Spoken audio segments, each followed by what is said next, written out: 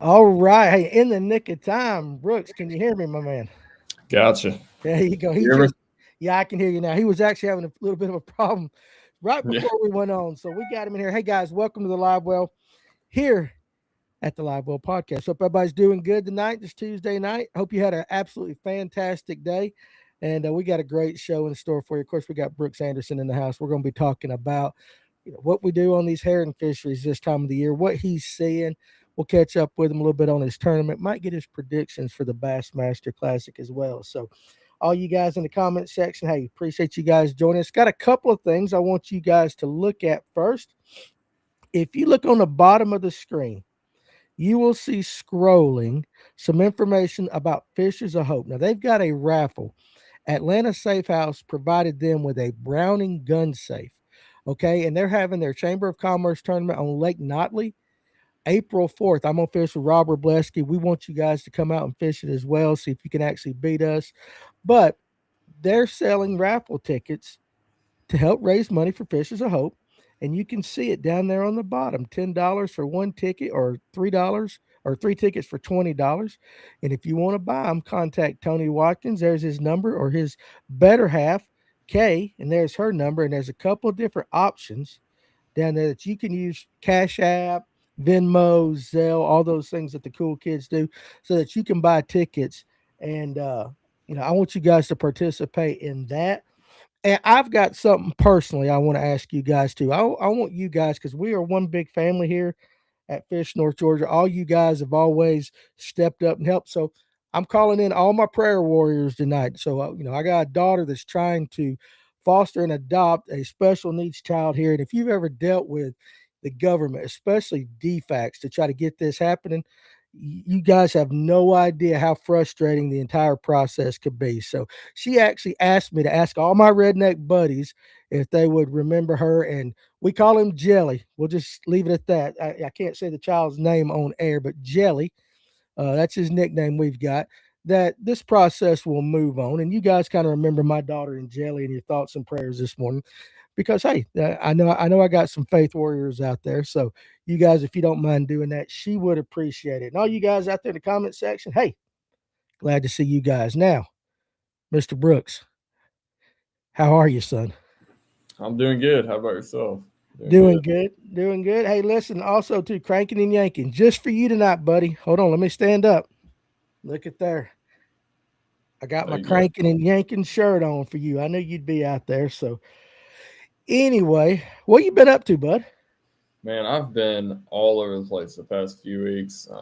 I've been out here guiding on Lanier a lot, and then I've been to Gunnersville for a Toyota, and then 2 days ago just got home from the Kissimmee chain for the second time this year. So definitely feels good to be home, guiding for a few weeks, and then we'll be heading back to fall at the end of the month. So Gotcha. What are you fishing? What is this? Just opens or what? yeah, MLF? I'm fishing the opens this year, just one division of those, and then I'm fishing a lot of the Toyota series as well for sure.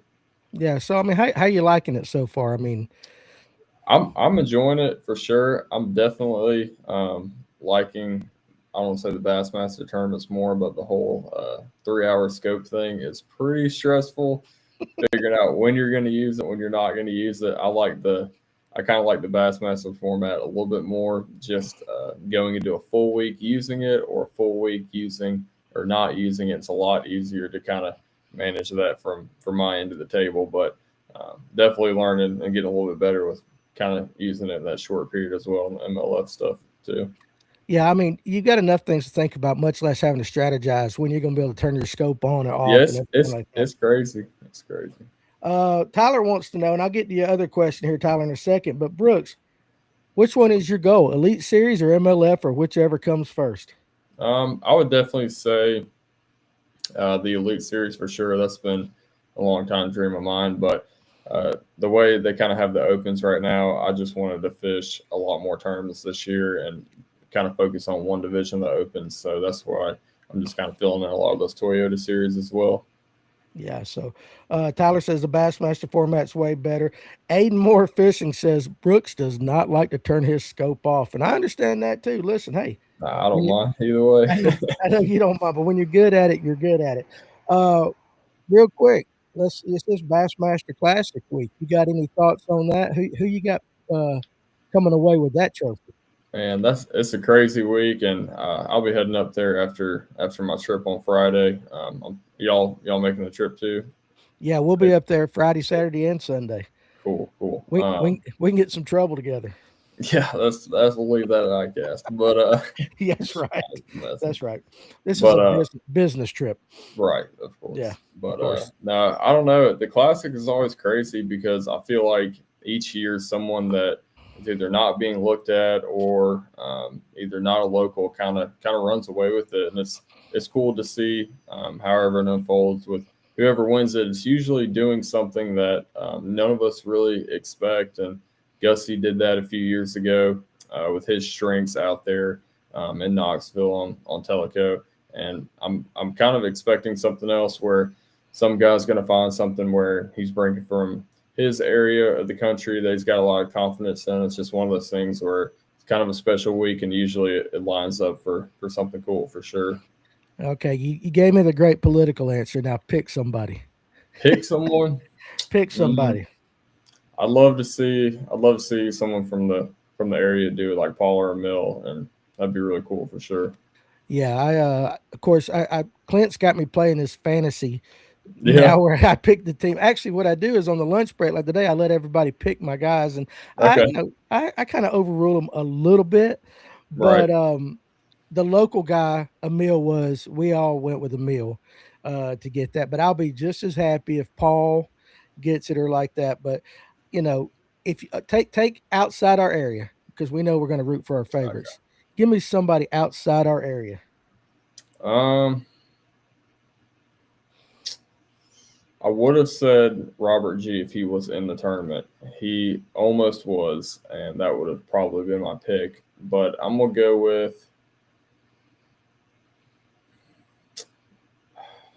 I'm Oh gonna my God. go with a young guy. I'm gonna go with Fisher and I just because he's on a Ooh. he's on a tear with his momentum, and that's half the battle right there. But Mm-hmm. you've got a lot of I won't say older guys, but there's a lot of those guys that could definitely contend as well.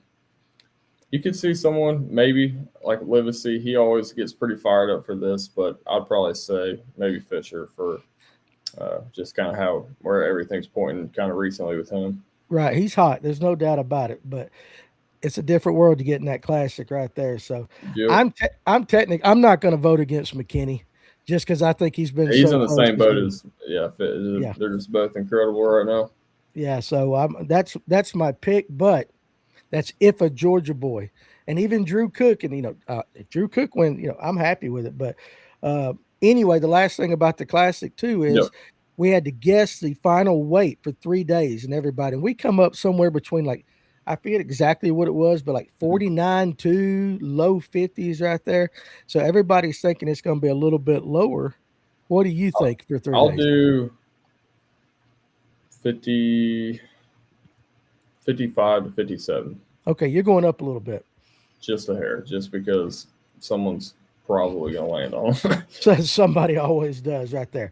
All right, let's get into the questions for tonight. Tyler Shelnut's got the very first one. I have to scroll back up. And so, Brooks, here we go.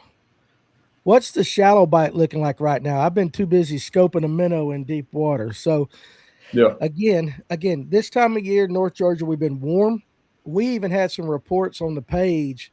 Some of the smaller electric only reservoirs of fish being caught off bed already, or being, beds being seen.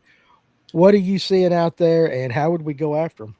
For sure. I haven't seen like too many sight fish right now, but these fish are definitely making a huge push that way. There's definitely still a big offshore bite throwing them in. A lot of those fish don't move up at the same time, and you'll have a lot of fish just kind of linger out there deep on into March. So you can definitely keep running that for sure. But a lot of the shallow stuff I'm focusing on are just kind of stopping point areas for those fish, whether that's kind of main lake docks, secondary points, anywhere that has stumps, isolated rock, just pretty much anything on these fish's natural course that they're just going to pull off and sit there for a couple days a week before they get up to actually spawn. But like I said, it can be stumps are a huge thing right now. Isolated docks, I love those anywhere they're kind of close to the main lake, and then isolated rock and then clay as well can be some great things to look at up shallow for sure. Absolutely. Now, I love these names. Lonnie the Coyote Baiter on TikTok says right now bass are on bed at West Point. I'm All sure. right. I was on Sinclair over the past weekend, just hanging out with some buddies, and we found a few locked on the bed. Sure enough, so it's crazy how some places fire pretty early compared to others. Yeah, he says the water temp currently is 63 to 67, so I can see that happening. For sure. And Diaz, I'll get your question real quick, but I love this because I'm an old fart, and this is the way we old guys used to have to do it. We don't have all the info. Yeah, We didn't grow up with all the information you guys have now. Are the dogwoods blooming up there? I'm telling you, that's the key. And I've always been told for crappie or yeah. crappie, as all you foreigners say it, But yeah, I mean, that's the way we had to do it back in the day. Let's see. Brooks, what's your favorite Shimano spinning reel? Um, I have been. So I started out throwing. The first Shimano I really bought was a Stratic. Number of years ago. I love that reel. Through the Vanfords for a little bit, but in the past year and a half, 2 years, I really like the Twin Power from Shimano in the 3000 size, and then recently just got my hands on a Vanquish. But those Twin Powers are really hard to go with, and then that Vanquish, I think that's going to be my next favorite one for sure. But anything kind of that mid to upper tier Shimano, you really can't go wrong with. But if I had one, it would definitely be a Twin Power. I got you. I got you. I like that answer right there. Clayton Belmont, what's going on tonight, bud? Appreciate you joining us. What depth range are they hanging out right now? What are you seeing? Man, they're all over the place, but I would definitely say like five to 20 is where the majority of them are kind of hanging out and staging. There are still a ton of them running out there in the middle of the lake, but as far as kind of a more shallow pre-spawn bite, definitely that 5 to 20 range is definitely where we're concentrating most days for sure. Now this is for me because I know this past weekend on Alatoona they had a couple of tournaments and they had some Yeah, 20+ pound bags, some I big seen bags. that. Yeah, You saw that big largemouth being yeah, caught too, which is Alatoona, right? Are you seeing any largemouth up or catching any yeah. largemouth up shallow right now? So yesterday and today are my first 2 days back on Lanier in about a week or so. And yesterday morning we caught one over four, and then today we caught one over four as well. And they kind of mix in a lot of the same areas, but I know a lot of other guys this week that are catching a bunch of largemouth too. So it's definitely something that's going on for sure. And it's kind of one of those things where they mix in the late fall and the spring on Lanier, and it's pretty much your two best windows to catch them. And it's always fun to see them get mixed in. Yeah, it is. And we won't, of course, Lanier's a spot lake, North Georgia are spotted bass lakes, but we want those big largemouth No, for uh sure. up there for sure. Do you think the lake being down has changed it any since last year? This time last year compared to this year, just out of curiosity. No, so okay. So I was thinking about this yesterday because as much time as I get to spend on the water, I tend to like to look at a few of the things I've seen in the previous year, and a lot of the areas that I've seen them on, the same docks, the back of pockets, there's simply just not water there this year. So, Right, and right. that aspect has made me kind of look around a little bit more in some new areas. But I definitely, I definitely expect those fish to still get back in those same areas. They're just kind of holding a little bit deeper for right now, in my opinion. But it's Yeah. it's definitely changed it from the previous years for sure. We need some rain. I mean, I It ain't know we been don't some. like It it. ain't been much Yeah. though. No, we need some rain, and we don't need the tornadoes and the thunderstorms, Yeah, yeah. but we could stand a good steady rain and all that. Matthew Smith, appreciate you joining us tonight. Hey Brooks, what characteristic do you look for targeting docks in the pre-spawn? And the couple on that, I forget who we had the other night. Um, if it was Jason Mulbauer or who it was, but they're always talking about, and I've heard other guys say this, like the first couple of docks going into the pocket right now, Yeah. this time of year is always the most important. Yeah, Are you like I that? look for that for sure, and then I love looking for kind of the odd docks compared to the others where you've got one on the side of a creek that's just kind of either by himself, or my favorite ones really right now are areas that just are kind of concentrated where you can run in there and fish 4, 5, 6 docks and leave an area really quick, and you're not kind of committing to those longer 30 or 15 to 20, 30 dock stretches where you'll run into them eventually, but it's not like super efficient. But anything that's kind of closely related to the main lake, that's kind of like what you were touching on, not super far back, definitely that's where my head's at for sure. And anywhere I can kind of have less of them is more for me, just with time efficiency and everything for sure. Okay. Scott Hedrick, apologize. I skipped over your question, but Brooks, he's heading to Chattooga in the morning. Is it too early for a fluke? What Uh, would you start with? Yeah, it's never too early for a fluke. Caught some on it today and yesterday with the clouds, but that's a bait. It's definitely situational this time of year. It's not one I'm gonna go out with every single day and blast them on, but a lot of these mornings, just from the rainstorms the previous night, we've kind of had some lingering clouds, and definitely if you get some of that overcast and low light, those fish are up in the water column. You can definitely catch them on it really good, but I'm sure those fish on Chateau are getting ready to spawn. They're probably a little bit behind our fish, but definitely look out for the same things of the docks and shallow stuff as well. So when you're working this fluke, now, Hmm. okay, couple of things. You said low light, cloudy. So that's the key right there, number one, right? We'll start there. Yep. Okay. Add low light and clouds, and then just like where they're suspended in the water for sure. Okay. How are we working it? Are we really aggressive with it, like burning it, or are we just kind Yeah. of tantalizing them? We're burning it. No, no, no. So the burning is something I do like when it's a lot warmer. This time of year, I Okay. slow it down a bunch and kind of let them ease up to it and do it a lot slower. Okay, that's what I was wondering right there. Now, Cranking and Yanking says, "What's a spinning reel for?" You fish North Georgia, buddy. You got to have a spinning reel for sure, right Maybe there. one or two. Yeah, G4 Outdoors. I hear there's some on bed on Wadawi. I found on Alatuna this weekend some smaller fish starting to move shallow. Big girls aren't there yet, but they're not far behind. And I would say for sure because Patricia Leanne Shaw says full moon April 1st. So, that full moon, if you're one of those that believe in the moon phases having a lot to do with it, hey, it's coming right there. So how about Topwater? We just talked about fluke, but are you catching any on Topwater? He said he missed some mega spots on a chartreuse fluke on Sunday. So, and I'm one of those too. I consider a fluke Yeah. Topwater. It's in a pretty similar category. I'd call it the same Yeah. as well. I haven't been messing with the top water too much, but I do break out a wake bait pretty soon, kind of mid March into April when that herring spawn like barely starts. I love to go to a wake bait before like a full blown walking bait because kind of stays in that strike zone. You can keep it pretty slow and get some of those fish to commit and some of those kind of mid 60 water temps, but I haven't been messing with it like a full blown top water too much yet. No.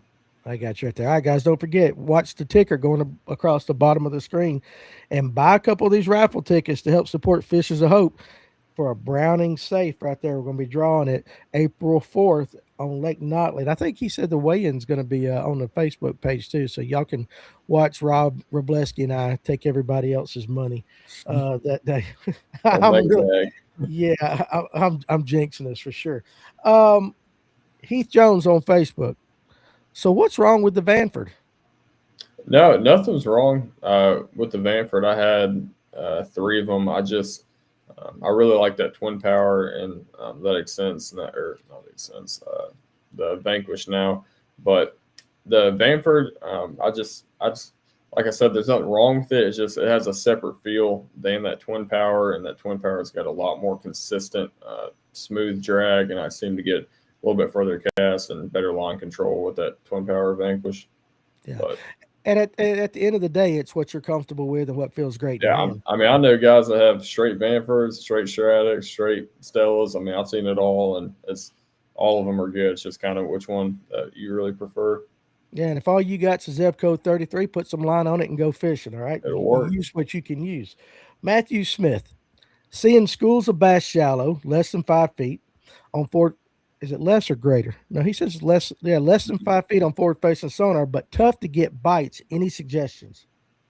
Definitely. One thing you can do is go lighter.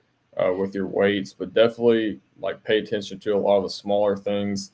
When these fish first get up here shallow, on Lanier especially, we got super clean water for the most parts, and boat positioning and how far you actually are away from these fish, and then also casting accuracy. And the biggest thing is if that bait's hitting the water, are you like splashing it on top of those fish's heads? Like some small things like that definitely go a long way up shallow. But for the most part, I tend to go a little bit lighter on my baits in that shallower water, and then really pay attention to where my boat's at, and then either casting past them or making that bait have like a quiet entry to the water helps a lot. Okay, and I got a question from Robert Collier on TikTok. What type of rod on that spinning reel? I'm an NRX guy. Those are my favorite for most of my spinning applications. I've got a few Dobbins I'll mix in, but pretty much I throw 852.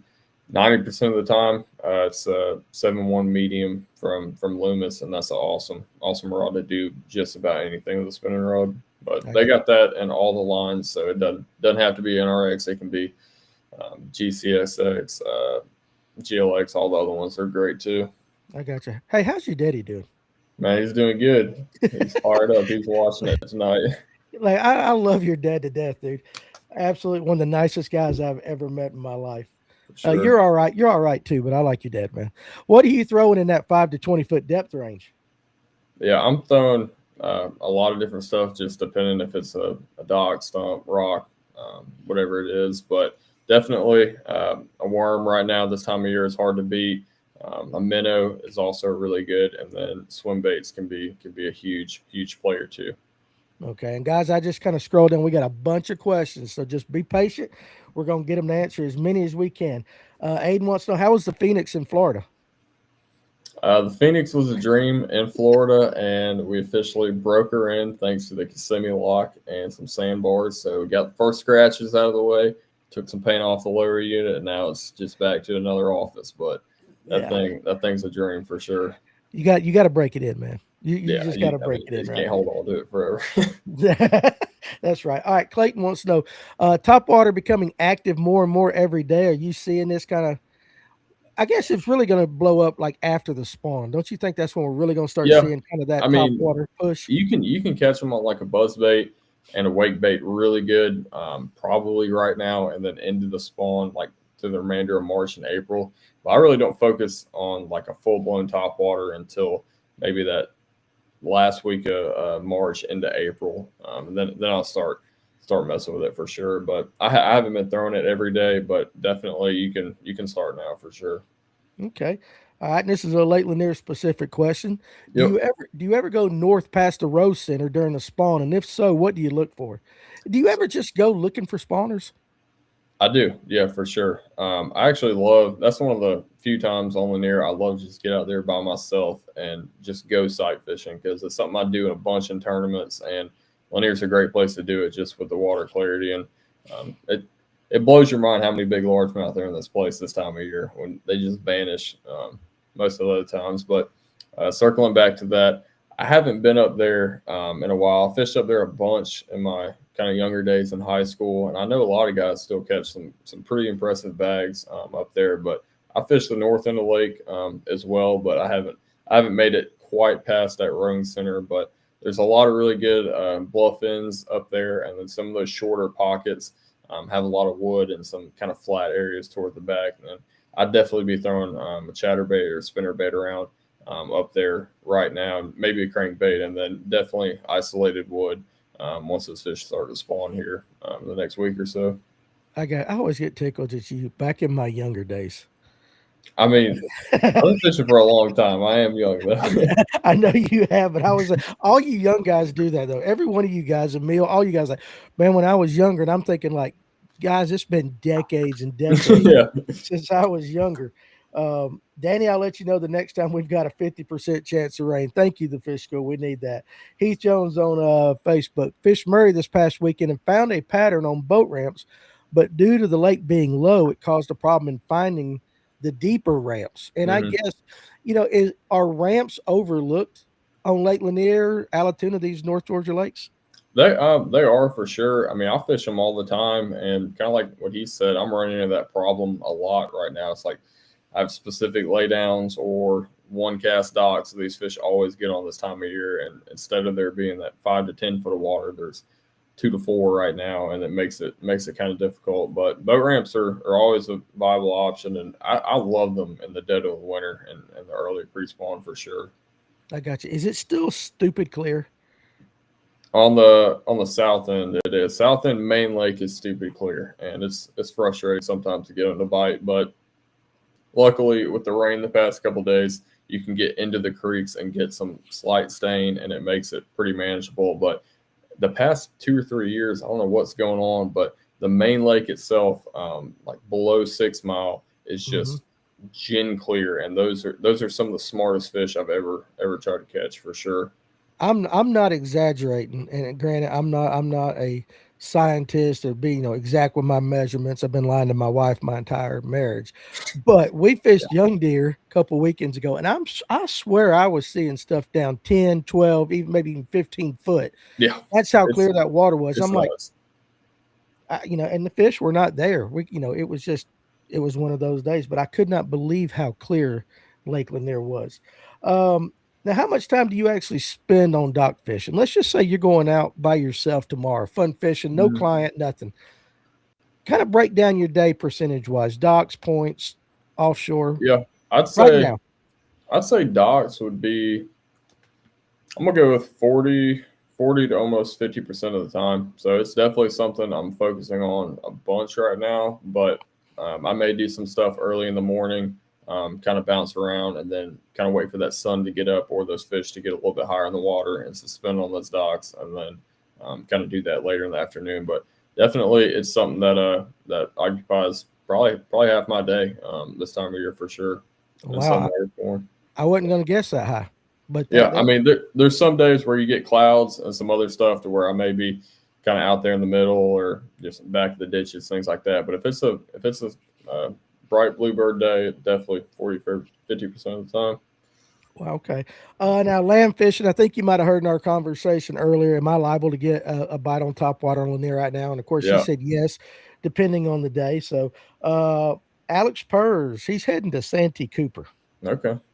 You got any experience on that this time of year?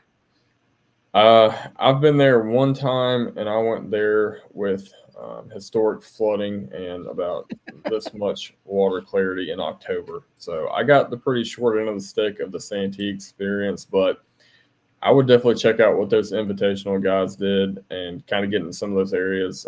Is he going to be in a kayak? Yeah, he'll be in a kayak. But there's some awesome hydrilla fishing down there, and then I'd expect a lot of those fish to be kind of moving up on some of the cypress trees as well. But the invitational, those boys smashed them on a big minnow, on like brush and hydrilla and everything. But I'd get out there in the grass with a chatterbait and then start looking at some of those cypress trees, maybe in the upper lake for sure. Okay, just be careful, Alex. All right, that's a big old lake. That All place is right? dangerous. It is. It is. Now just be careful. We want to see you again. Uh, Brooks, is it necessary to utilize forward-facing sonar on Lake Lanier? And we have viewers in the audience that do not like to use it, and some that don't have it. So maybe for those that don't like to use it, if they were going to Lake Lanier tomorrow or this Mhm. week or in the very near future before the spawn, Yep. what are some of the things that they could do to be successful? Yeah, for sure. And it's one of those things where we catch a bunch of fish using it and we catch a bunch of fish without using it. But it's something I always like look at if I have the option. But definitely this time of year, it's a cool window because you can focus on a lot of kind of like those isolated docks or Mhm. isolated shade patch, some of those points where you see that rock vein and pretty much anything that's just out of the ordinary for that area. If you're going down a bank, if you got clay, meet a little bit of sand, hit one rock vein. That's something you can focus on with a worm. Same thing with the dock. If you've got a huge giant marina dock or if you've got a normal floating dock, maybe pick that side with the shade, throw a big swim bait, something up high in the water column, and then kind of follow up with a finesse technique, and you'll be good to go and won't even need to turn it on. All right. So we talked. It was on one of the shows last week. Everybody, when we talk worms now, when we talk plastic worms. Of course, I'm always going to talk wacky worm, Yep.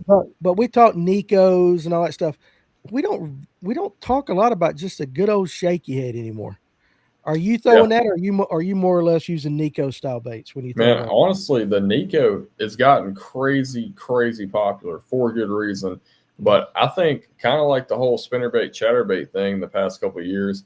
I, I mean, I think it's Shaky. It definitely still has its place. It's one that I keep on the deck most days, and anytime I see those fish in that little bit deeper, maybe like 15 to 20, 25 foot range, I definitely go to that Shaky a lot more now, and it can be a great option for sure. So Nico up shallow, if that's what you're going to do. Is that I what you're like the saying? Nico. I like the Nico up shallow, just because I can get away with such of a lightweight and make that bait like a really just kind of finesse presentation to where that shake head is kind of hard for me to like quietly put it in the water and make it fall correctly and everything. But I like that shake head anytime I've got water over those fish, and I definitely think you'll see kind of. I don't know if you were kind of hinting at that, but a big like resurgence of that coming back for sure. But I wasn't hinting at it, but it's just something I've noticed that no, for sure. what, Yeah. if you go back and look at older, and I say older, 3-4 years ago of this show, shaky head, shaky head, shaky head, shaky head, and now we very rarely even mention it unless I Yeah, bring it up.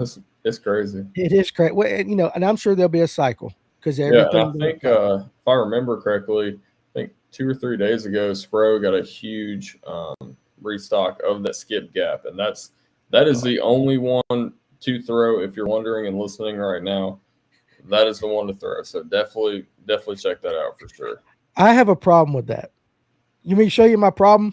You mean show you my Spro skip gap problem? We'll see it. Did you Hold get on. restocked? Oh, hold on 1 second.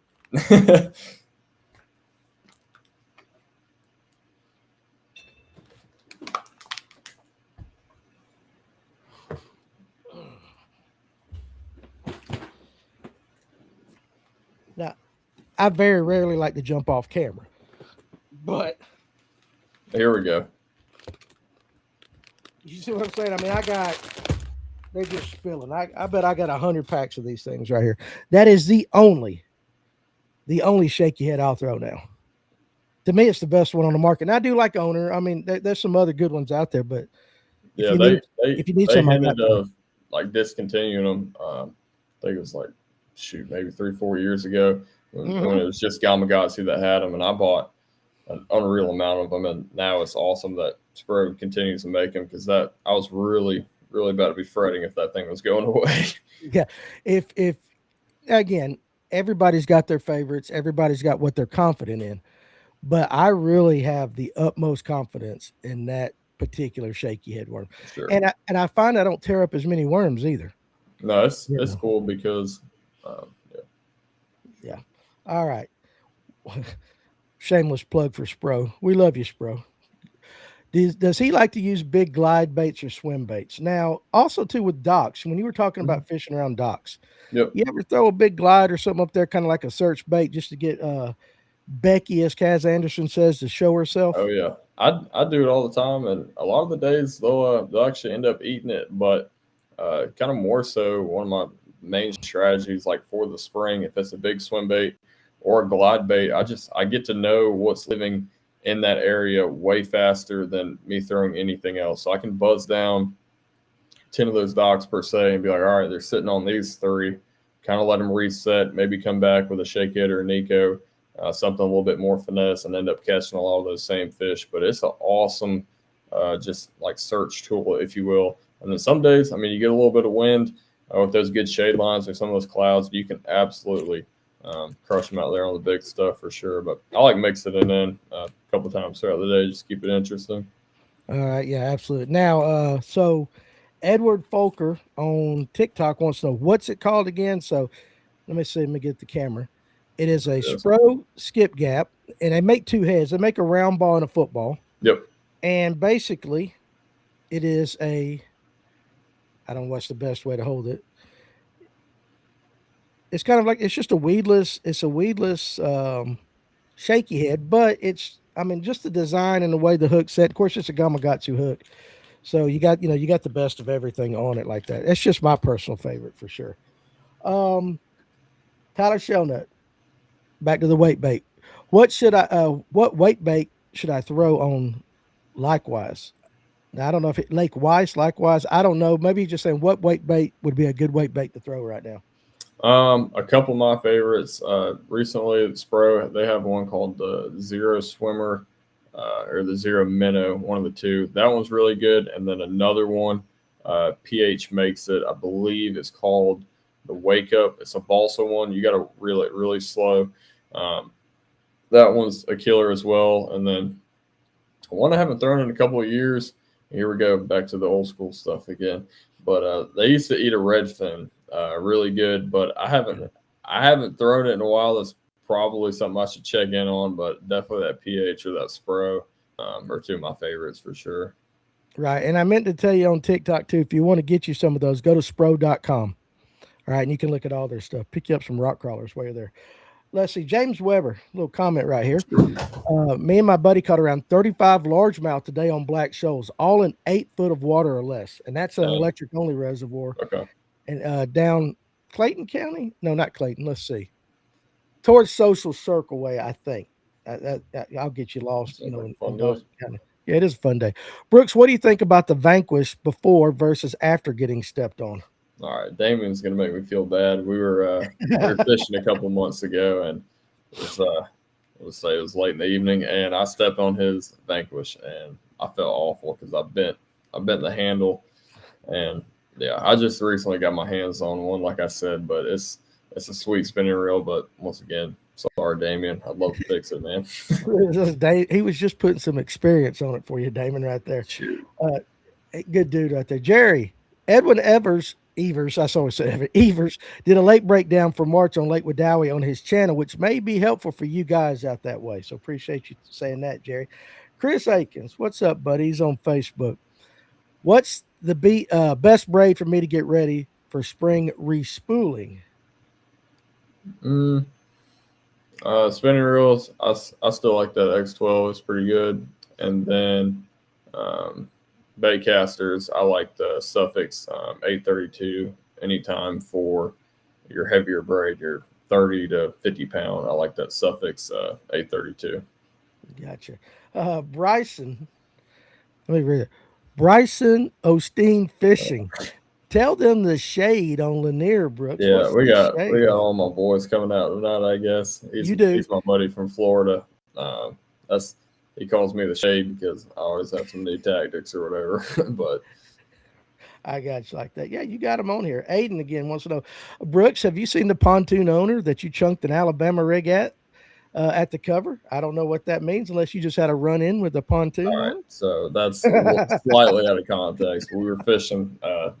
I think a couple of weeks ago, I did get my A-rig stuck. I went and retrieved it, and nothing. There's no people there, but I could have seen how it could have got pretty bad if someone was home. But well, luckily there wasn't.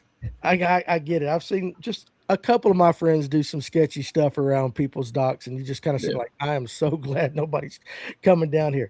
Yeah. Heath Jones, I want to read this comment and just say thank you. But he put, thank you for your input. This show has helped me more than you all will ever know, not just learning fishing tips, but just to relax and have some time with the same people that I relate with. Keep it up. Well, you keep on, coming back, and we'll keep on doing the show for you, buddy. It's guys like you that make it worthwhile doing this.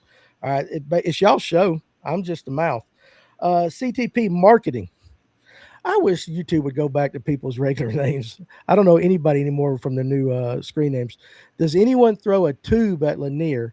And I will say we've brought up tubes a lot more this year than we normally do, but still, I don't think it is a mainstay at all for the anglers around here, or at least they're not talking about it if it is. Yeah, I don't throw it day to day for sure. It's a really underrated sight fishing and flipping bait in a lot of places, but I mean up north you really shouldn't go up there with that one for sure, and that's where it really plays for me. But spotted bass and smallmouth, they're pretty similar in nature, but I really just haven't seen them respond to a tube like a smallmouth does, so I don't throw it for that reason. I got you. Now, you may have answered this question. I don't know, but I want you to lie. I don't want you to tell the truth because Tim White takes my money all the time in the electric only world. What is Brooks' favorite wake bait on Lanier? Now, I know you were mentioning a couple, but what's your favorite? I'd probably say that PH, that balsa one. It's a pain to throw it, and it's like throwing a potato chip, and it catches wind. It'll it's not the easiest to throw. You got to reel it super slow, but it's balsa, so it doesn't make any sound at all, and it can really trick a lot of them into biting. Okay, there you go. Jerry wants to know, Brooks, have you used the Berkeley chop block? And if so, what are your thoughts? I have not. I really have kind of been slacking in the soft glide bait world. I've got a bunch of the hard glide baits and throw those, but I definitely haven't thrown a bunch of the soft ones and have too much knowledge on them. There's a couple from Japan that are pretty good. I'd love to get my hands on, but as far as the chop block or like the Nessie, anything like that, I haven't really messed with them. Right there. No, Kendra, yes, absolutely. I know she knows the truth. That was back. That's how far behind I am in the comments about my lying about certain things. Here we go. Let me see. Try to catch up. You're all brutal to me. Now, I asked that question, and of course, he says the mag draft around docks much and all that. Give me three or four. Oh, you know what? There was a question. I'll get it in a second. Give me three or four kind of different of those style baits that you think would be really good for our viewers to throw Yeah, around so docks. you've got the mag draft. That's kind of, I don't say the golden standard of like the big soft body swim bait. Berkeley's got one called the Coal Shed, I believe, and then those are your two main like big swim baits. You can even throw like a big Kitech or something like a 6'8", but I would say something along those lines for sure. But mag draft is kind of hard to go wrong with for sure. But you can weight it and do a bunch of different stuff with it as well. Somebody asked a question, and it just popped back in my head. The three best baits right now on Lanier are what? I'm gonna say a Nico rig and a Shaky. We're gonna group that into one. Just call it worm fishing. I would definitely say have a minnow on the deck, and then either a. I would say some form of a swim bait, either a small or a big one. I would say that'd be a really stout top three for sure. Okay. So Okay. So cranking right now is done with. Are we pretty much done not with done cranking? with. Kind of like you were saying on that lower end of the lake, it's just so clear. It's really hard for me to get those fish to commit to it unless it's like further back in the creeks. But honestly, kind of a little tip for y'all right now. I've been talking about it on some of my reports I put out as well. But a lot of that bait is in that stained water. So definitely those fish are kind of more keyed in to that bait before they spawn, in my opinion, right now than anything else. So that's kind of why I'm leaning more towards minnow, swim bait, Nico, Shaky, stuff like that. But definitely, kind of if you were to go up past that rowing center or anything like that, you're going to absolutely catch them on a crankbait for sure in that portion of the lake. I got you. I just want to give him some love because Ocletus is already up in Tennessee at the Classic doing work. Why don't I hear from you anymore? I miss you.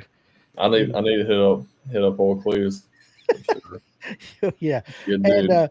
he is a good dude. And I like Ken's comment right here to Alex. Alex, if a lay down log starts swimming over there on Santee Cooper towards the kayak, pedal faster, get away from it. So I Good guess there's plan some right there. good sized gators over there.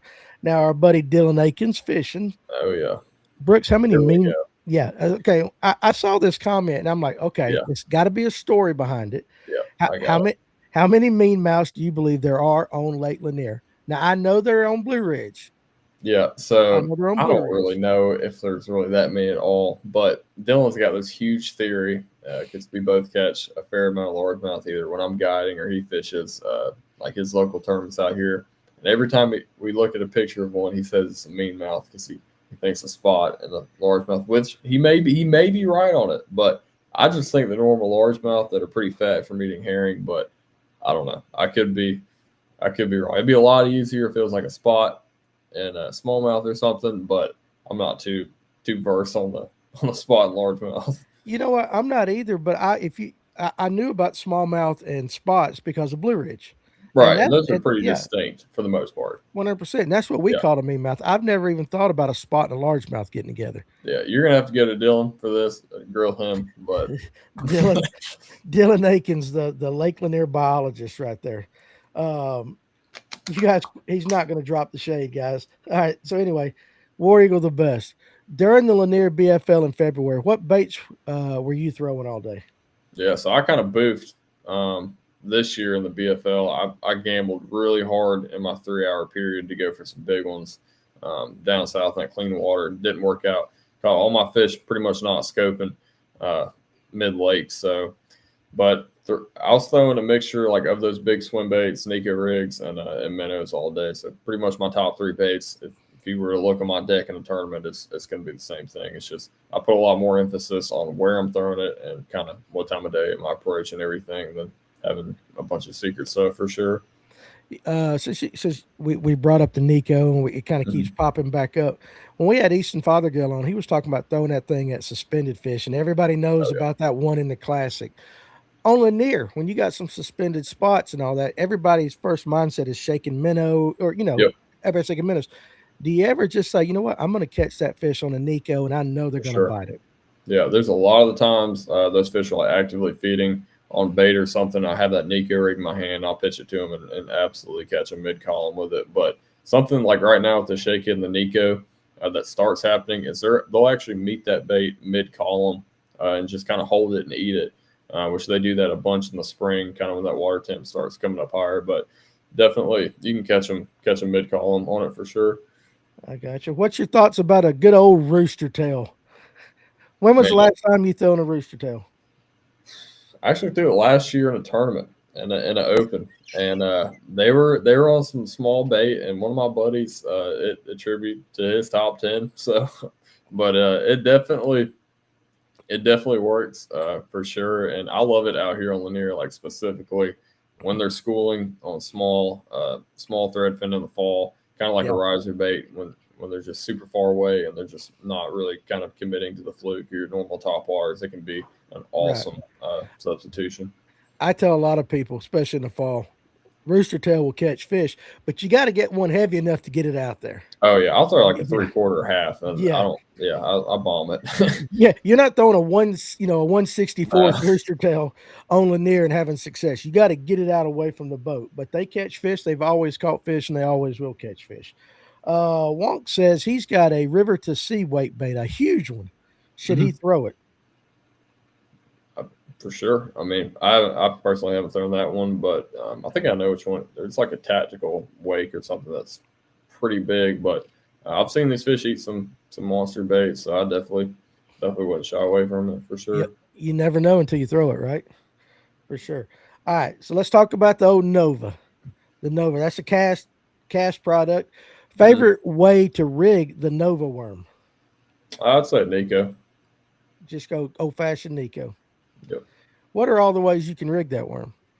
I mean, I guess you could drop shot it. You probably could whack it, shaky head it. But your favorite way is a Nico. For sure. Okay, makes sense. Oh, Alan Pruitt, what's going on? It's past your bedtime, ain't it, buddy? I'm just playing with it. Do spots prefer a noisy wake bait or a silent one? And that's a good question because everybody's asking about wake baits, but we haven't talked about whether they make noise or not. Which one do you prefer? Now, you did say that balsa one though. Yeah, that one is silent. Silent. Yeah, if I'm in like really clean water, which a lot of times you are on Lanier, definitely that silent one is just something I lean towards for sure. But definitely with a lot of the stain right now, if you're throwing that in the back of the pockets or kind of back into those creek arms, I definitely don't think like that Spro one having that rattle, it could definitely be a better option for sure. But if it's like gin clear main lake water, herring spawn, that kind of deal, I like a silent one. But you get in some slight stain, you can throw on some noise. I got you. Ever heard of this guy named Doc Holliday? I've taken him out a time or two. Like every time we talk to him, he's like, "I got a trip with Brooks this week." He says my accidental striper guy, but he wants to know if you've been above the 6 Mile Bridge lately. No, so we had a trip back in December and December, January, and we went under the 6 Mile Bridge in the guide trip, and there's some weird stuff. I saw like something I've really never seen on scope. It was just this block of like a cloud, and then he got stuck on a point. It's just a series of like weird things, and we just deemed it haunted and kind of rolled out. But that's our little inside joke, I guess. Lake Lanier and haunting, huh? I haven't heard that before. No, let's see. How about this, Scott Hedrick? And this is true too. Now, Scott, you're absolutely right. Nobody's talking about the jerkbait. This is usually a really good time for it. I know I saw of course, it's 18,000 YouTube videos, but scrolling, somebody had their baits, their rods on the deck, and like 3 out of 7 of them had jerk baits on it. Oh yeah. And a lot of people are throwing it. Are you throwing it at all? If so, what are you targeting with the jerk bait? Yeah, I would target a lot of those bait balls with it, or those fish kind of up in the water. But definitely, if I were going to throw it on Lanier over a fluke, it'd be in those more stained areas. I'm not going to pick it up too much on the main lake with how clear it is. But if I get back in the area and I've got some color and some fish that are kind of in that, call it 10 or higher in that column, maybe on brush next to docks, or really just kind of roaming in the back of those ditches, it's an awesome way to call it up. But yeah, it doesn't really get a lot of attention around here. It's kind of weird. Like two of the baits I always pick up when I travel are a drop shot and a jerk bait, and I don't throw them a bunch back home and here, but those are like staples anywhere else you go. But they definitely work good here too. Now let me ask you this question, because I think I proposed it to Jason the other night when he was on. When we're throwing a shaky head or a Nico, Yeah. we're always throwing your green pumpkins, your natural colors. When we Mhm. put a drop shot on, 90% of the time we're throwing the morning dawns and the pinks and the purples. How come we don't? And some people might, but the most people, they don't. It's like this in their mind, this hard rule. Yeah. Drop shot's got to be a morning dawn or something. How come we don't cross them? Like put the morning dawns on the shaky heads and Nicos and vice versa. I mean, I definitely do it time to time. It's one of those things where, like you said, I mean, pink and morning dawn on a 6-inch robo worm is going to catch a fish any lake in the country, and probably going to be your most consistent option. But it definitely works on a shaky head and a Nico. But I just kind of mix it up, and I keep it real simple. I keep a shad pattern, a green pumpkin, and then something like a lighter pink one, and pretty much it's going to be one of those 3. But I definitely agree with that. And a lot of people will kind of just go that green pumpkin and call it a day. They will. That's a great option, but it is. But okay, so you mentioned shad, you mentioned a green pumpkin natural color, or a natural color, and then that. Yep. What determines which one you'll start with? Is it cloud cover, daylight, or just whatever you feel?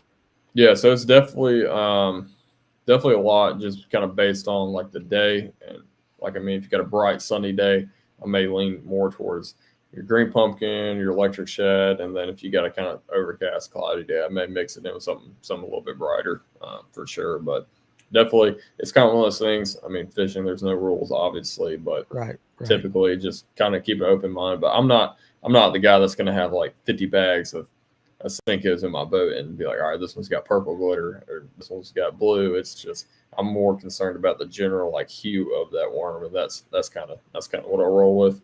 Well, let me ask you then. Okay, how many different colors of worms do you think you have on your boat right now? Just give me a guesstimate. Less than 10. Less than 10, and that's to cover all your presentations. Mm-hmm. So Nico, shaky head, drop shot, wacky, whatever you want to do that day. Yeah, I'm a simple guy, and like if I'm throwing a jerkbait, you can open my box. I've probably got 10, 15 pearl whites, or the pearl with a little bit of orange on the belly. Other side's got 15 or 20 of the pro blues, and I've got a couple perch ones from up north, and that's it. I mean, I keep it real simple, and I kind of feel like each bait will have its place, and it's less about the color, more about kind of what you do with it.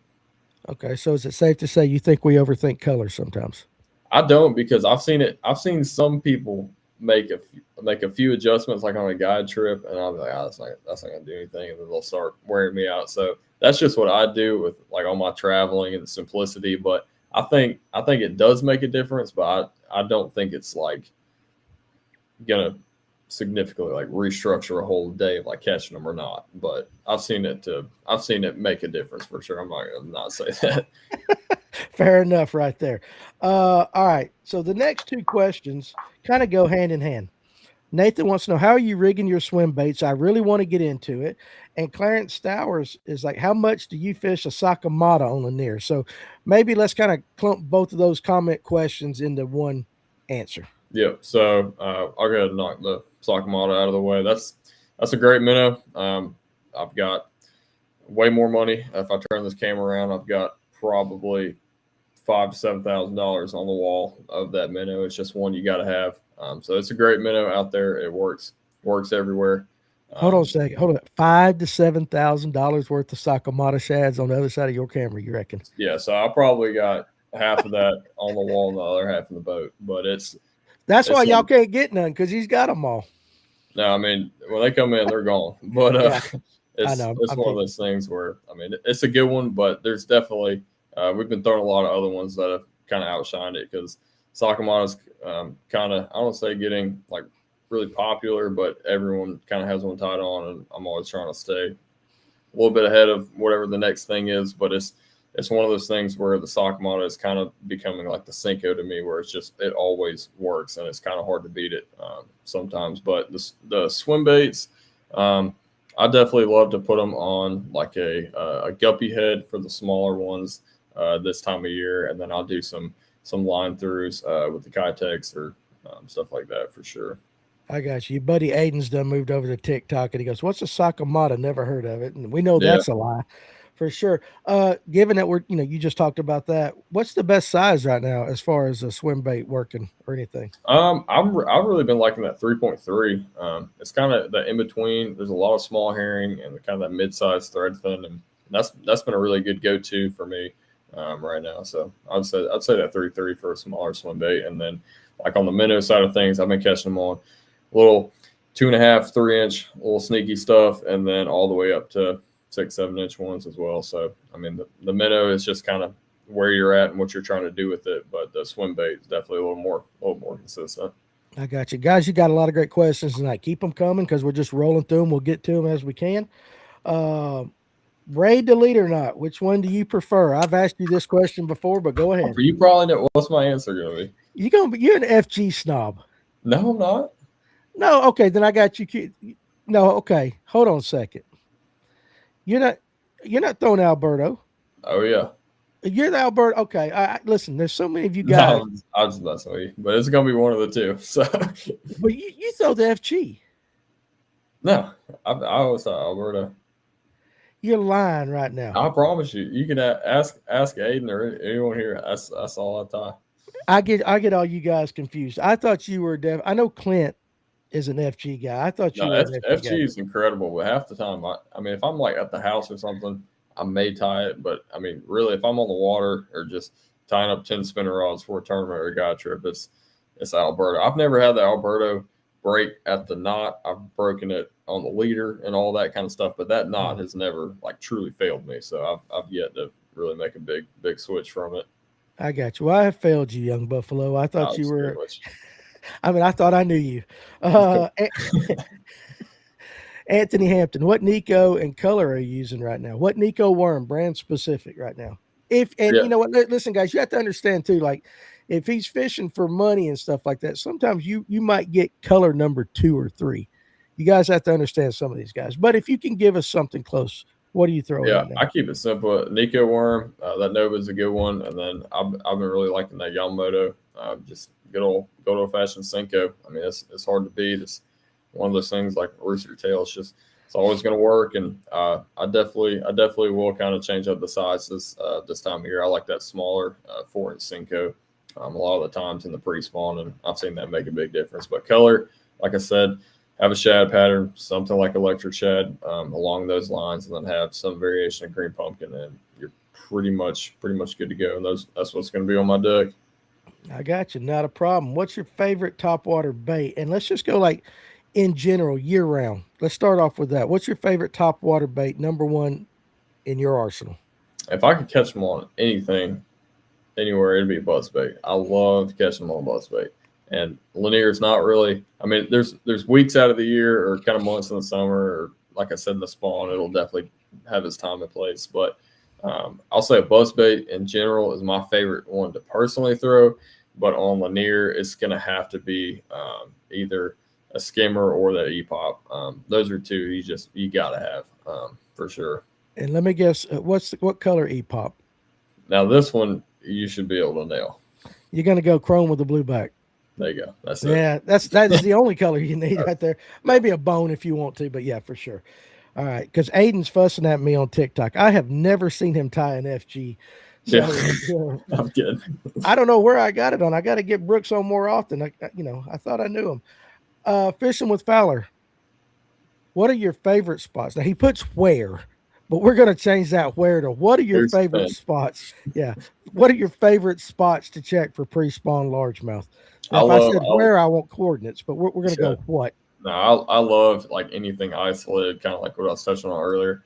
If you got one pocket in the back or one dock in the back of a pocket, you got one lay down, one little area of shade and a creek or something. I like pretty much the most high percentage predictable areas for those largemouth, but they're tricky. They're tricky out there on Lanier. We've been catching a few of them, but it's you definitely see a lot more of them than you probably want to some days for sure. I got it. Now, hey, what do you think about this comment here? Dylan says Bryson Steam That's your Fishing man. needs to get on the live well and spill the Florida juice. Yeah, so in the opens, we've got me, Dylan, Bryson, Chase, and then Damien jumped in with us this year as well. But we pretty much got our northern guy, our Florida guy, and we've got me, Dylan, Chase, which are decent at the whole Clearwater herring thing. So Florida, Bryson's put us on some pretty cool stuff, and he definitely is a hammer down there if you need someone to learn grass fishing in the shallow. Well, set it up for me. Let's get that set up here after the classic sometime. We'll get Oh, him on it and do that. Let me guess who's the northern guy in that group right there. that's Damien. No, that wasn't gonna be my no, that's Damien. I know for sure like that. He should know it. Where's is it He's from Pennsylvania? he's from Pennsylvania, but he spent a Yeah. bunch of time like St. Lawrence and all those Mhm. places up there. So he's real knowledgeable on smallmouth. Yeah, Brooks, a guy by me on Lake Murray throws the balsa wake bait you mentioned. He puts a small screen toward the back of the bait to improve casting. Okay, I don't I know. got you. You got I guess you have to because you were talking about how light it was. Yeah, no, it's frustrating, especially if there's wind. But that's a good idea. I've definitely thought about doing something to try to fix it a little bit. How much noodling do you play with your baits? As far as kind of like just tinkering and just Um, messing around trying to change this or that. I mess around a lot with like jerk baits and putting stuff on them to get them to spin and roll a certain way and do all that. And I tweak a lot with like jig heads and terminal tackle. But as far as like baits themselves go, I don't do a whole lot to a bunch of baits. I probably should. I've heard of some pretty cool things, but I'm not the best tinkerer when it comes to changing stuff. Yeah, I know. When Will Harkins was on the very first time back in the day, he was talking about putting skirts on like jerk baits. And so like when he tinkers, like just putting a jerk Really? bait or All yeah, right. putting skirts on it. And I was sitting there just kind of listening to me. It's like I noodle with everything. And he said he's caught some Okay. fish on it. So I mean, I guess you never know, right? War Eagle the best, my buddy on Lanier. Do you like bright sunny days or dark cloudy days on Lanier in the spring specifically?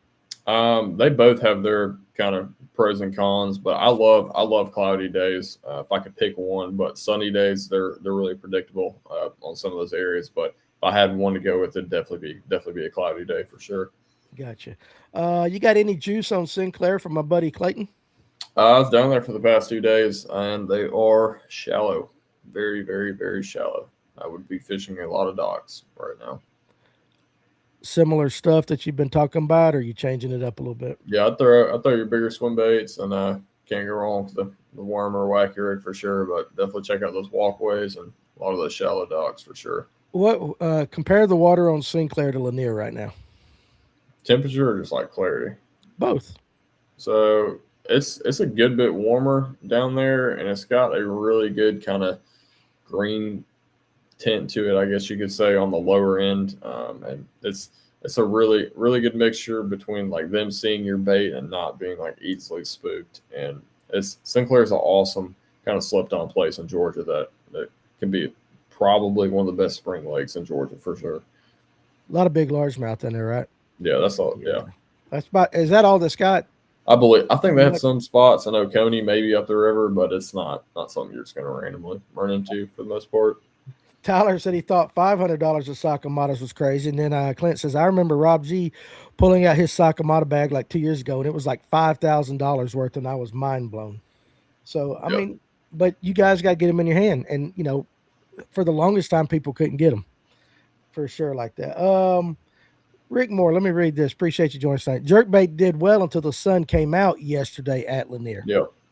So That's like we kind of touched on earlier. It's like a lot of these baits are very dependent on what like those conditions are out there. And with the jerkbait, those fish when they're going to bite it, they're going to be a lot higher in the water. So probably in that morning, like when I was out there, it's cloudy. Those fish are setting up really high. That makes a lot of sense why they're biting it for sure. I got you. What's your favorite color, Sakamata? Which one you got the most money in? I throw a lot of them for sure. I like the shad ones. No, I'm just kidding. But I'll throw some of the more kind of white colors when it's cloudy, and then anything with the kind of silver bottom, silver gold kind of flake bottom when it's sunny for sure. But all their colors they're pretty good. It's just a matter of which one you can really get your hands on for sure. I got you. And for the strangest comment of the night, my buddy Tom, my girlfriend carries my jigs in her purse. What lures do girls carry in their purses? Like, dude, listen, I don't know of one that does. So I can tell you, my wife, if I said, "Hey, will you put this jig or something like that in her purse?" I'm gonna get a dirty look and a very nice no, and it Yeah. wouldn't be that nice. Yeah, And, if I met a girl and she had baits in her purse, that'd probably be a red flag for me. like Brooks, you've met my wife. You Yeah. probably know the reaction my wife would give me if Oh, I I said, can "Hey, see baby." For sure. But appreciate you joining us tonight.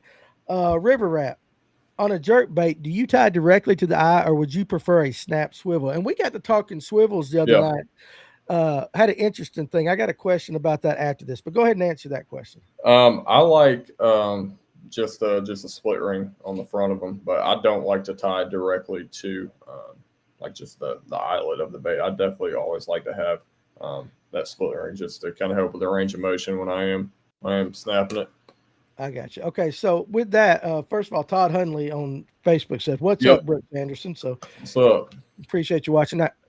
The other night we were talking with Jason. He was on. We were talking swivels and what baits he Okay. uses a swivel for line twist and to prevent it. Yep. In all of your presentations, how often do you use a swivel? I don't do a swivel a bunch. I'm really a big like, kind of loop knot guy when it comes to some of that stuff, but I definitely don't use like the swivel a whole lot. I mean, if I was cranking and changing them out a bunch, I may run it a good bit, but I don't really mess with it too heavily. Okay, all right. We might have answered this, asked this already, but let's go ahead and Yep. answer again real quick. What's your favorite spinning reel to use and pole to use? There'd be a twin power from Shimano, that Vanquish, and NRX 852. Okay, there you go. What tactics or techniques are you personally working on your fishing game to improve these days? And let's take it even a step further.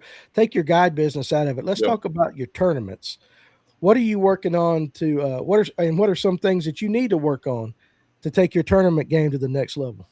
Yeah, I mean, I'm always trying to think about this, and that's a really kind of the one thing about fishing that's kept me just so consumed and ate up with it since I was a kid. It's like it doesn't matter if I guide 7 days a week, there's still someone out there that figured out the new thing or the new kind of tactic, and there's always something to learn, either like from a client or just time on the water. But definitely, I spend a lot of time on some of the kind of popular techniques with forward facing.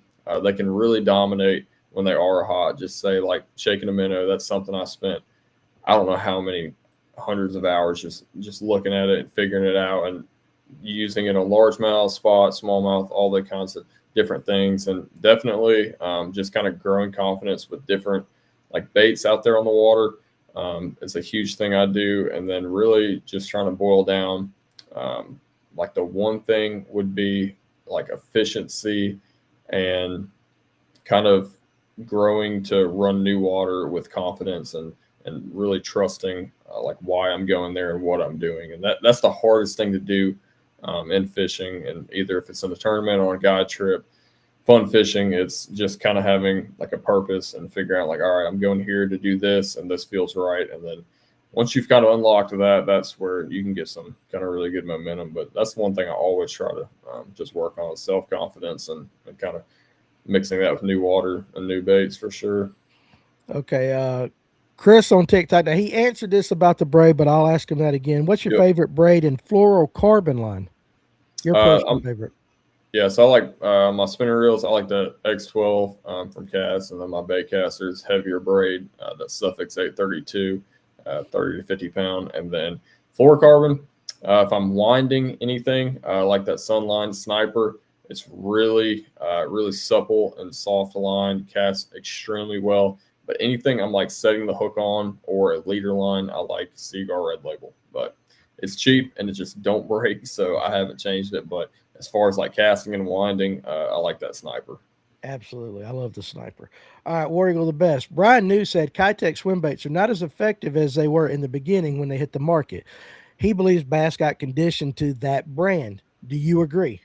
100%. Yeah, when they first came out, I mean, you could pull up in a ditch, like let's throw it back to when I was younger, pre-scope, and just line them up on the bottom on 2D and just wreck them. But now, I mean, there's a ton of fish that follow them, but I like to throw them like when they're actively in bait or around bait right now, and they get a lot. I don't say they get dumber, but when they're around that much bait, they're not as kind of like cognitive or thinking as much, and you can get away with it for sure. But as far as like just throwing it over and reeling it, it can be. I've seen a lot over the years where it's gotten way worse on that Kitech for sure. Yeah. And do you think it's the Kitech or do you think it's the paddle tail? I think it's just a consistent action. I don't think it matters if you have any brand. It's just because as far as Kitech goes, that's the best one that I've seen with the salt and just how natural it swims. But I think it's just that consistent action that they got so used to. Yeah. Because now if somebody says I was throwing a Kitech, that doesn't automatically mean they're throwing an actual Kitech. It could be 100 different paddle tail brands that everybody just kind of lumps in Yep. as a Kitech and all that for sure. We haven't talked about this at all tonight. Do you ever throw a jig? And if you Oh do, yeah. what's your rod and reel setup? Yeah, I throw a jig a lot on Lanier for sure. I like to throw it on 12-pound line and then just a 7-foot medium heavy. But I definitely like a little bit lighter line Lanier with the spots. But we crack them on a jig a lot. And it's slept on a ton. Yeah. Now Aiden is just having a field day on TikTok. How do you like your Mega Live 2? And do you still hold the record spot in your new boat? So yeah, he was my first guide trip in my Phoenix, and he still has the biggest spot. So he's got that. But Is it? I'm not running Mega Live 2. I Yeah. pay for all my graphs. Don't have any graph sponsors, and I promise you that ain't the one I'm running. Yeah. No, are you Garmin? Yeah, I've got Garmin. Yeah. I've got Garmin, two Humminbirds, and then Lowrance. Got you right there. All right. My buddy Wacky Rig wants to know how often do you get some juice from a client and do you keep it to yourself or pass it along on guide trips? Like, how often do you take a guy out and Yeah, goes, hey, listen, man, like, check this out. I found this out. yeah. If someone shows me something that's like near and dear to their heart, and they want to show it to me and catch them on it during that day, which I'm not going to say that really happens a whole lot, but I'm definitely going to honor that for that person. If it's my technique or something I figured out, I will share it 100% of the time. I'm not the guy that really holds much of anything back, but if it's something that someone just wants to show me and we do it and it works, and they're like, hey, out of respect, do you mind like keeping that between us? Absolutely. And that's something, even if I'm fishing with a buddy and they show me something, they're like, look, this is the next thing. Don't do this. I mean, I've seen a ton of friendships and like just relationships burned over stuff like that. So it's not something that I really try to mess with a lot, but I'd show everything I know out there on the water. But, Yeah. And you're right. I mean, friendships have been lost I mean, I've gotten pissed over at people, spots. and I mean, Yeah. it's. I'll be honest, it's bad sometimes. It happens. That's why my wife always says, the fishing world drama is like an eighth grade girl's locker room. Yeah, Levi Seagraves goes, how come your YouTube content's been lacking a little bit? You been busy? You got some yeah, videos coming out?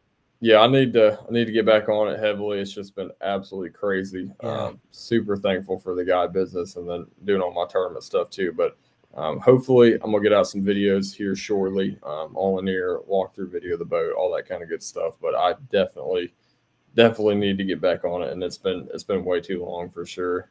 Yeah, and you put out some good stuff, and that's Brooks Anderson Fishing on YouTube, right? Yes, sir. Yep. Yeah, I got the. No, you do. You put out some really good stuff. But again, when you got a full time business, which is your guide business, and you're traveling to tournaments and all that, content creation is hard. I mean, that is really Yeah. hard to have time to do that, and the I'd editing and love all to that. have someone like help me out doing it, but not quite at that point to be able to mix that in. But Absolutely. I'll get some stuff out for sure. I get it. All right. Now we officially went 1 hour and 15 minutes and 30 seconds before this came up. Are you throwing the large koiki on Lanier, shallow or deep? That Wow, seems to that be took a the bait. while. It did. No, I'm kidding. I'm surprised it hasn't come up in the comments section. I mean, I That's don't think that's the you can hot bait. open up Facebook or Instagram and not see it right Nope. now. And it's all it creates. It's all it creates. But I definitely throw it a little bit on Lanier, but it's not like the big one isn't something that I'm like super confident or use it a ton on Lanier. It definitely has its place elsewhere for sure. You think it plays more on largemouth lakes? I like it more on largemouth lakes just with how they react to it. And it's not to say a largemouth on Lanier isn't going to bite it, but I haven't clung to it out here a ton. Yeah. Now I noticed. I don't know if it was Milliken. It might have been Yep. Milliken or somebody had a video just recently, like today or yesterday, put out one. Yeah, you And, posted that. okay, it was Milliken. And when he pulled it, to me, when the tentacles went back, it almost was like, to me, that's very swim jig looking. You know what I'm saying? It's kind of like Yeah. a jig. When you pull it, when you slow it down, it expands. Mhm. But when you're pulling it, it's very much, like a jig. To me, that's Yeah. what I thought. Yeah, for sure. Let's see. Good question right here, Jeff Royal. When fishing in other states, is it easier or harder? And on top of that, how much of the stuff Yeah. that you've learned on Lanier do you take with you and are actually able to apply on So lakes? yeah, I love this question right here, and this is something that makes me so grateful for living on Lanier. Is these fish are so hard to catch. It doesn't matter if you're scoping, not scoping. They're extremely pressured, and you have to think outside the box a lot of the times on Lanier. Whether that's how you're presenting that bait, making that bait hit the water subtly, whatever you're doing, you have to think a lot more on Lanier. But a lot of these other lakes I go to, they're a lot easier to catch. But a problem and kind of like something I've been working through the past year is just like practicing different for these events because we'll show up to these places and we got 250 guys that are all pretty much hammers and they're finding everything in these lakes. So I would say the fish are a lot easier to catch other places, but managing like 20 to 50 boats in your area on those fish, it makes them feel like Lanier fish by the time the tournament comes around. But I definitely love growing up on Lanier and kind of like a golden rule. Like if it works on Lanier, it typically works on about any other place because these fish are pretty dang smart for sure. But I enjoy Okay. it down here. Outside away from Lanier, what's your favorite lake? Um, I love Gunnersville. Gunnersville is special. That's kind of an easy answer, but Gunnersville is a good one. Dale Hollow went there in November. That place is unbelievable. And then anywhere up north, uh, Champlain, St. Lawrence, those places are just, it doesn't even feel real some days when you're out there. Yeah, when are you going to be making that trip? Back I'll be north? making that. My Bassmaster one's in August, and then I'm doing 2 Toyotas in July up there. So, Okay. Is that yep, probably just a good time of the year to do that because it's it still is. hot and everything, but it's Yeah, maybe it not works quite out as hot? well. Okay, Yep. that makes sense. Todd Huntley, do you like your 9217? So that's the new Garmin I recently just got on my boat and thought about it for a while.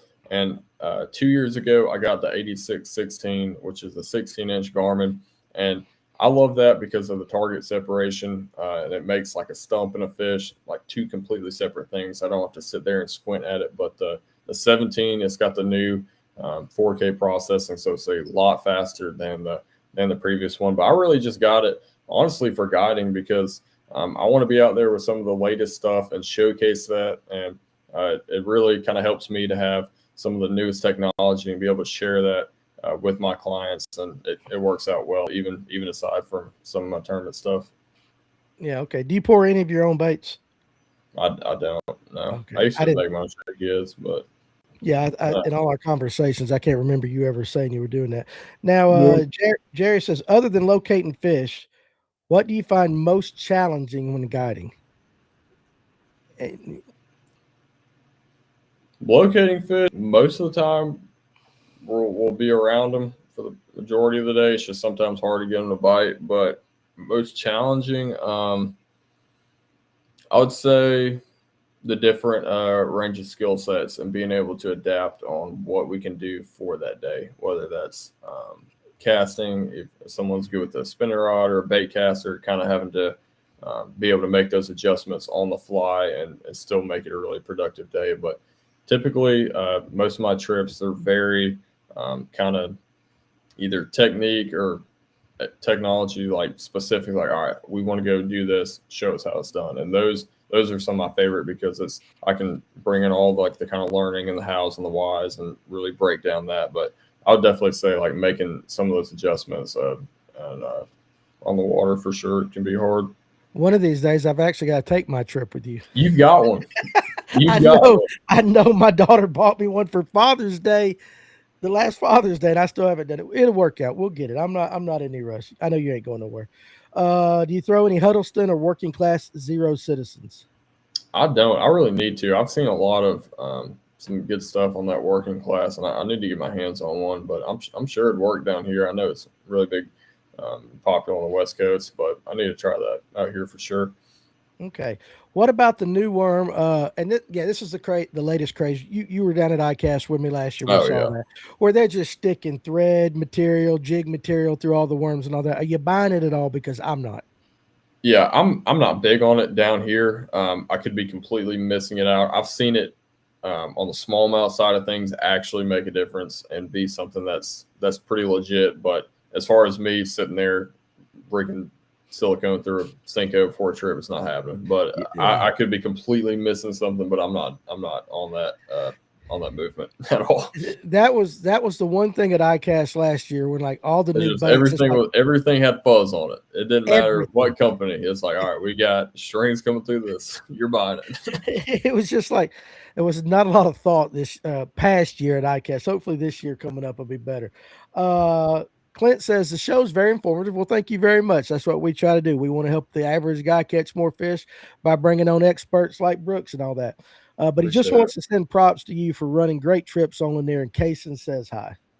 Appreciate So it. there you go. And don't it make you feel good though when you get, you know, I guess referrals or compliments? But you always, back when I used to read everything, you always had a heart for teaching the younger Yeah, and kids and anglers and all that. Has that it's changed? You still getting that? no, I still get those texts, and it's like Aiden's on here, and a couple of the other high school kids, and all these Yeah. younger guys I take out. Their dads will send me, or even them, they'll send me a text like, "Hey, just got a top 10, or went out there and used those techniques, and man, our whole year is completely shifted and tournament results, stuff like that." And that's really like the whole thing I love about guiding.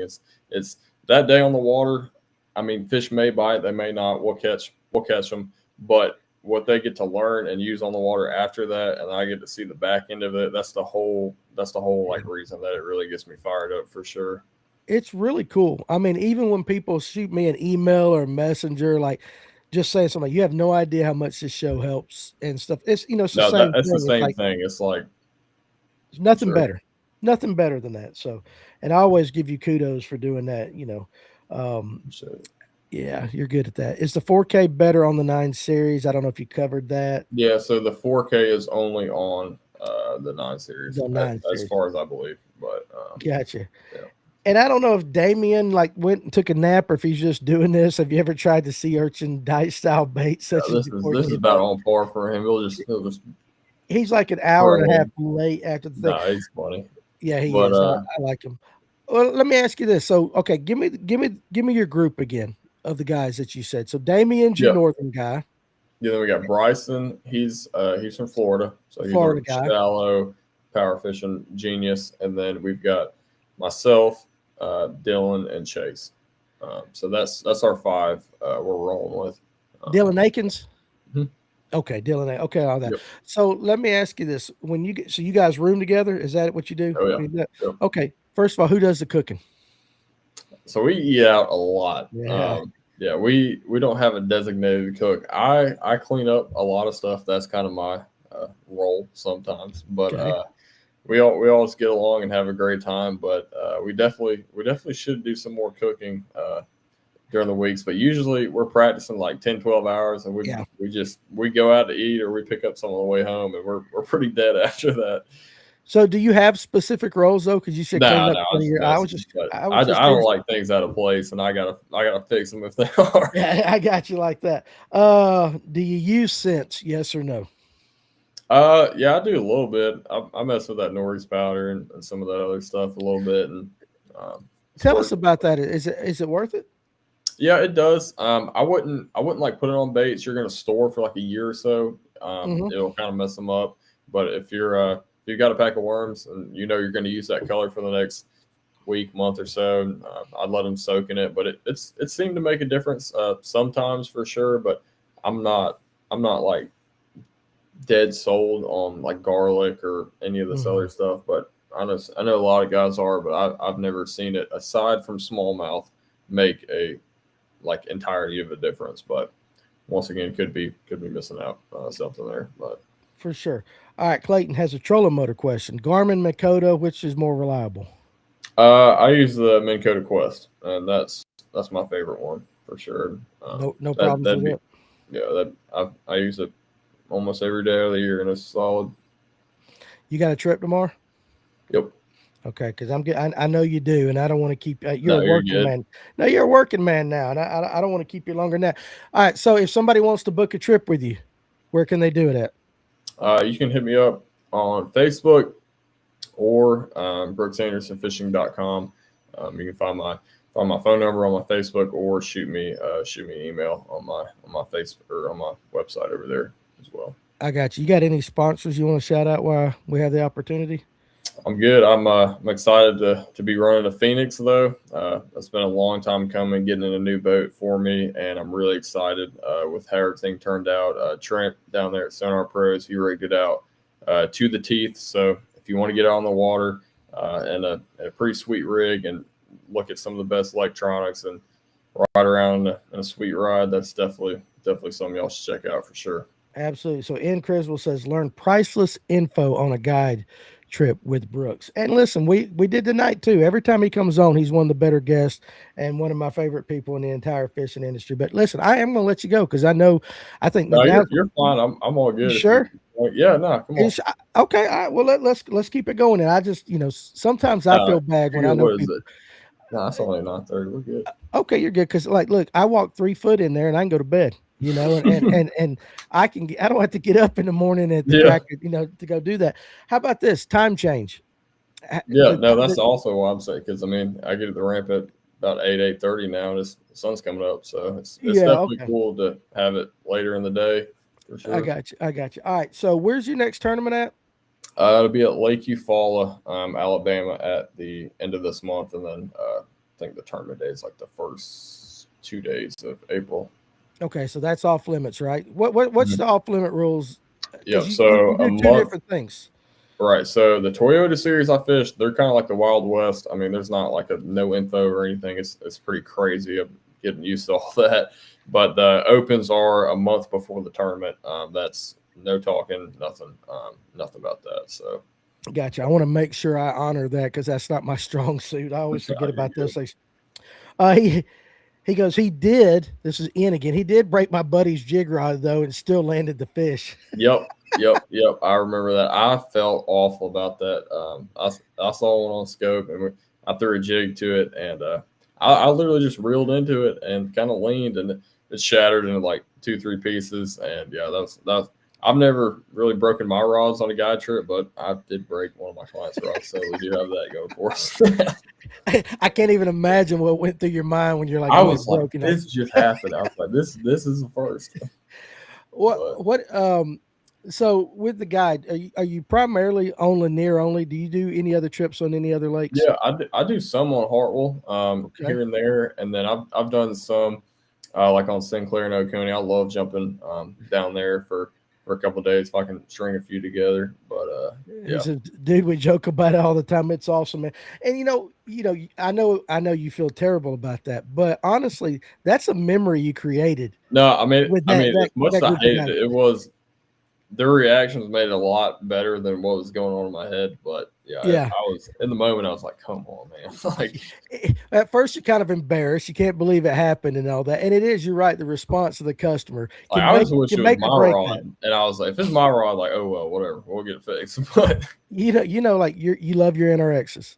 yeah, The very first one I got, I broke before I ever made a single cast on it. You probably perfect. heard me talk about that. Yeah, We had an electric only tournament. I just leaned it up on my pedestal seat and didn't think nothing about it and just leaned back and sat down and broke the tip. Like you talk and it was in front of like everybody else. And it was like that whole lake got quiet because they watched what happened. And I was just kind oh of yeah. like, well, shit.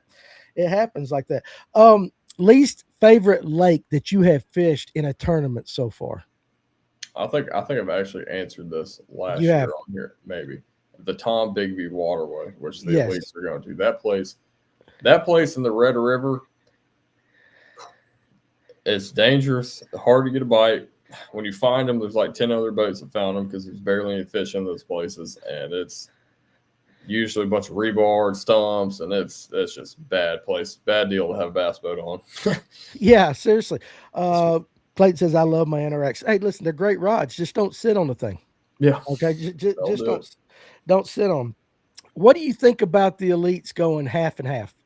Honest, I don't know that I've asked you that yet. What do you No, like? we haven't talked about that. Like I said, I like it as a Terminator just for the simplicity of it. It's like you know when everyone is using it or not using it, and I think it's cool because everyone's on the same playing field, and that's kind of my stance on the forward facing. To where if everyone has it and they're using it, it's all cool. We're good to go.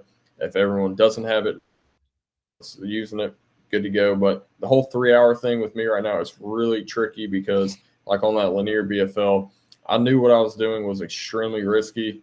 Going down the lake, trying to get one or two of those big ones to bite, and then coming back up. And I did the second half of my job, but I saw a lot of my buddies wait until lunch and turn it on. And I'm watching them catch them doing stuff I know that can go down. And it's just like, all right, like you can't do much in those situations. But I definitely like the way the elites are doing it right now, kind of one off or one on one off for sure. Okay. But Excuse me. Boy, that come out of nowhere. Let me ask you this. What is the strangest thing that you've had success on in a tournament? It might not be strange, but it might be the one bait that you really, honestly, absolutely didn't expect to catch, have a good stringer on, or even, get a limit or whatever. Have you had to pull something out from way back in the back? let me think on the bait. Just um, I don't catch them on too many crazy things. I'm trying to think. I would say I've caught them in areas that I would have never thought Okay. to look at, and that's kind of my side of it. But I've definitely like pulled things out. I'm just trying to think of one that just really shocked me. But I can't tell you how many times in the tournament I've pulled over to like a completely new area and be like, this looks awful, and then there they are. I'm like, okay, but Right, right. I'm trying to think of a Well, bait. that might have been a better way to ask that question. Different things like that. I'll Somewhere you I'll didn't actually expect. I'm gonna circle back real quick to the tube. 2022 Saginaw Bay, first time fishing up north in big Great Lakes water. My tournament partner Parker, he bought some tubes at Cabela's and like the old school dummy heads, right? And he Hmm. rigs it up, and I pull up to this island, and he just starts cracking them on it. And I've never seen like a tube in action until that moment. But I had all like the Kitex, the spy baits, black hair jigs, drop shots, Ned, like all the jerk, all the small amount of stuff you'd think, and just that old school tube is all we threw that week. And How are you that's, working it? Just out of curiosity, because we never talk about tubes. I don't even know how so to really work. up there, we were either dragging it like through the rocks and the sand, and then honestly, like we were just snapping it and getting it to kind of come up 4 or 5 feet, and then it has a really kind of death spiral fall, and man, the smallmouth just kill that thing when you get aggressive with it. But it's kind of like a hair jig or something where you can kind of either burn it or crack it really hard, and almost like a spoon too. But it works really well. Well, let me ask you. Let's just say Mm. we have this special tournament tomorrow, and you get we've talked about doing this before, just giving everybody a brown paper bag and you got to fish with whatever the hell That'd we be put in. fun. That would be fun. That's the tournament I want to do. It's just a brown paper bag. None of you guys know what you get. They're all kind of similar, the bags and all that, but you might get pink tubes. You never know. But if you had if you opened up a bag and it was nothing but tubes and you're on Lanier tomorrow, how are you fishing it? What are you going to do with it? I'm gonna throw it next to a dock on probably a lightweight and let it just kind of drift and meander to the bottom. That's probably going to be my best option on fish on like a stationary dock or something where they can track it and follow it and maybe pin it to the bottom. But yeah, I'd probably say that'd be. Now, if it was in about a week and a half, 2 weeks, I'd just be side fishing with it. Yeah, right. You just throw it in there. All right. Well, okay. Since that's coming up, and we got some time. Clayton Belmont says I'm in. We're gonna do that one day. We talked about I'd be down for that. And it's a grab bag. So if you're boat number one, you got a table full of brown paper bags. You grab it. You can use whatever terminal tackle you want, but whatever the actual bait is. We've talked about. I think one of these days we'll do that. That would be a good charity event too. Where the hell was I going with that question? Oh, sight fishing. Yeah, sight fishing. All right. People are going to be talking about it. From your conversation, you like to do it. So as far as whether it's right or wrong, we're not going to debate that. But what are some of your favorite sight fishing baits for largemouth number one? Because that's a totally different game. Because spots they're deeper. Yep. You have to do a spotted bass on bed a little bit deeper. So let's cover the largemouth first. Yeah. Largemouth, you got to have something Texas rigged. I like a lot of the crawl baits. A lot of guys throw whites.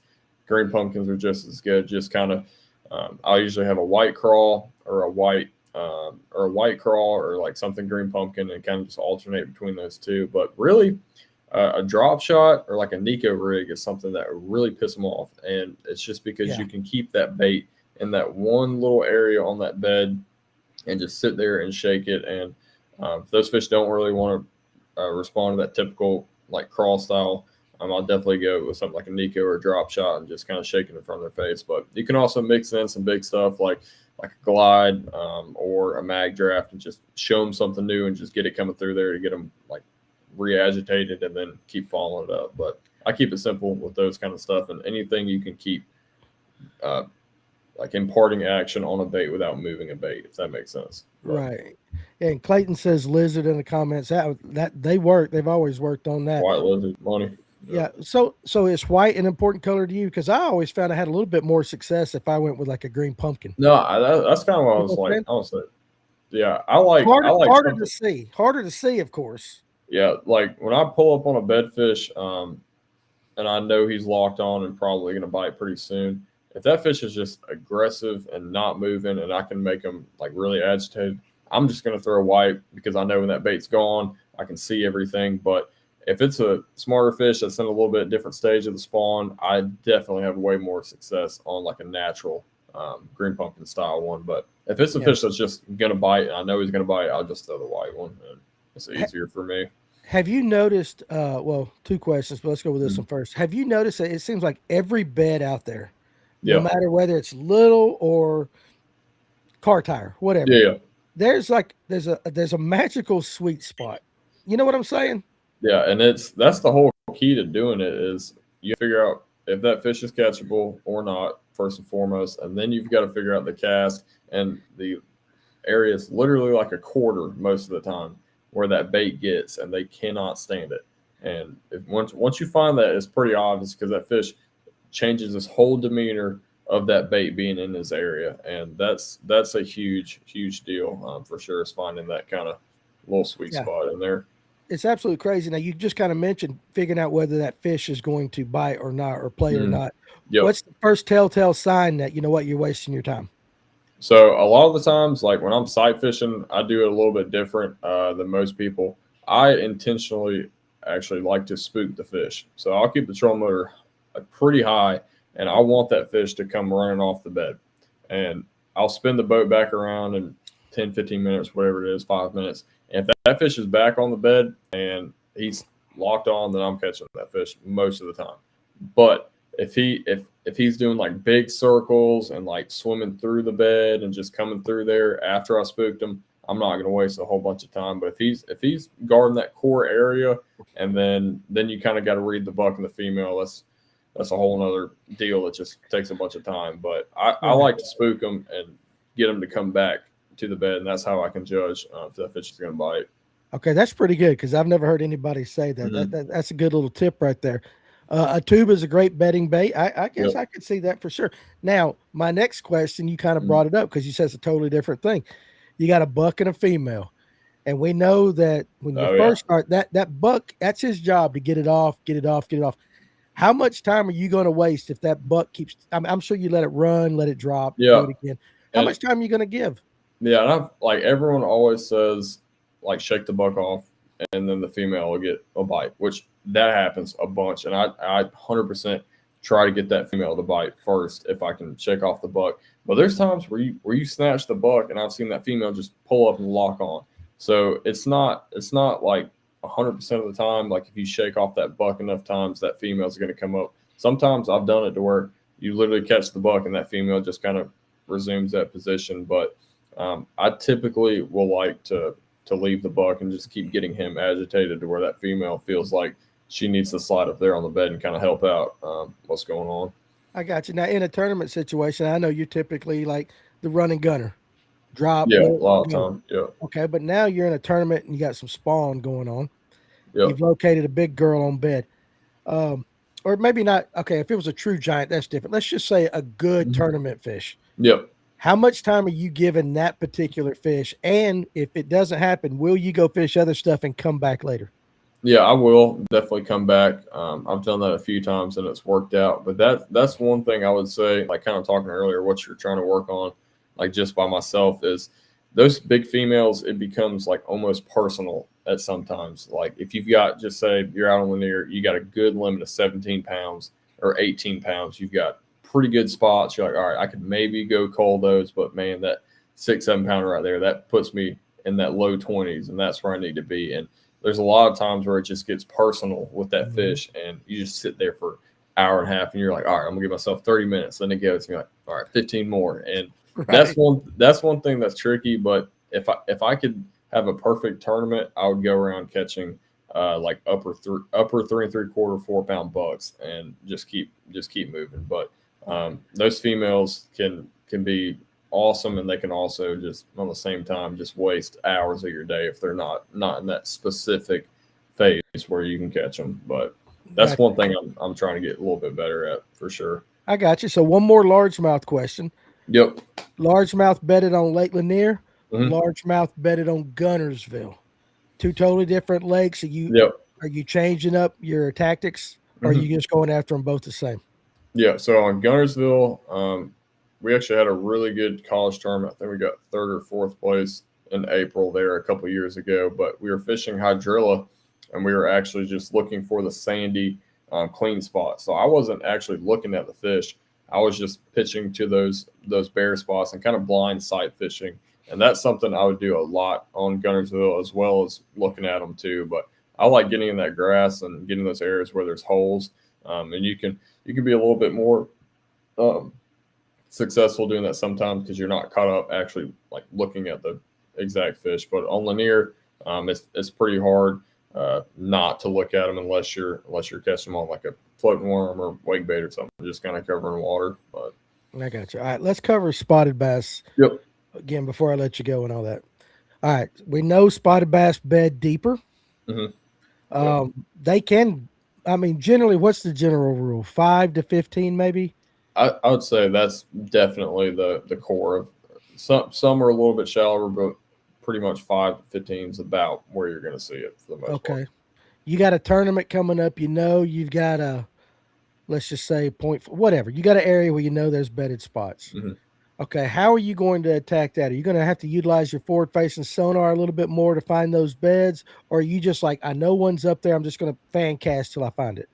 Yeah, so I'm using forward facing a bunch, and I'm gonna throw a lot of things on the bottom, even if I don't see a fish. If that's a stump, a rock, and a lot of the times those fish will be really tight to it. And if he kind of chases it out, or you see 2 of them on a stump or a stick, they're spawning. But I mean, I've sight fished a lot of spots on Lanier that are shallower, but definitely in the past 2 years with forward facing, it's hard. It's really hard not to use it when they Right. are spawning. All right. Our buddy Scooter Rules 32. I don't know if this is Lagone or whatever, but Oh, yep. who has the best chicken wings in Dahlonega? We know it's Scooter.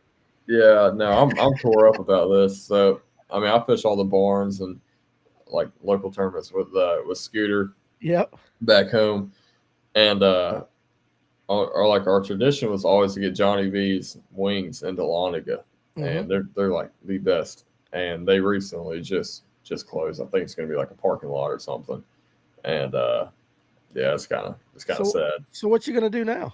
I don't know. I mean, we're gonna have to mix it up, but those are my favorite, and I would say try them out, but I can't. So I got you that. Well, how about this? You got any traditions? Tournament day. Any traditions? And I don't want to say, what is it called? superstition. Superstitions and all that. But I Yeah. mean, do you have any? Uh, I wouldn't say I'm not like extremely superstitious. I keep a lucky snake in the boat. I've had that for about 5 years. It's a fake snake. If you've been out there with me on the water, you know 'em. All right. So, but that's cool. But really, I like to get in the water a little bit earlier, just kind of hang out and either talk to some buddies, re-rig some rods, and just kind of chill out and do my own thing. But the one thing I don't like to do is just like dump the boat and blast off. That does not work for me. I like to have 15, 30, 45 minutes just to kind of hang out, and that's my time before everything gets crazy. I got you. And Aiden said, "Don't forget the witch." Yeah. Yeah. So, sorry, I'm starting to cough here. Tom, do bass on beds like puffy, cloudy, blue sky days? Like, I Um, guess, or what's the best cover as far as the weather goes to actually catch them? I like bright sunny days. Because you can see them. Yeah, I mean, you may catch more like actually fishing when it's cloudy, just because they're not aware of your boat and everything. But as far as like if you want to look at them and do it, a sunny, calm day is not one you're going to beat, in my opinion. Right. No bananas. I still to this day don't understand the banana thing. I know a lot of Yeah, people like that. Tim McGuire went fishing with some bananas, made a video of it, and he slayed them that day. All right, last question of the night. cool. Do you use Scout on your forward facing sonar to locate bedding fish? So with your forward facing, Mhm. how are you locating them? Yeah, so I use scout or perspective mode a lot. Anywhere it's like kind of flatter, typically largemouth, either grass, flats, bunch of stumps, all that. But for spotted bass, I leave it forward, and that's way more beneficial to me because I can be a lot more accurate. But I typically like it forward on linear, even when they are spawning for spots. Gotcha. All right. Listen, hey, first of all, Brooks, thank you very much. Yeah, for sure. You answered a ton of questions tonight. And you guys in the comment section, you brought them. And that's what I love. When you get a guest that knows what he's talking about, especially on our lakes, you need to take advantage of the opportunity to ask the questions. And you guys did a good job tonight. And of course, Brooks, you're always one of my favorite coming on. So I appreciate Appreciate it for sure. you Enjoyed joining it. us. Let's get you back on, say right close to the summer. Okay, for Kind of sure. maybe when we can find a little spot in between your tournaments and all that. Okay, Maybe talk let's do it. about the Topwater or something like that. In the summertime. So I appreciate definitely coming on. And I guess I'll see you.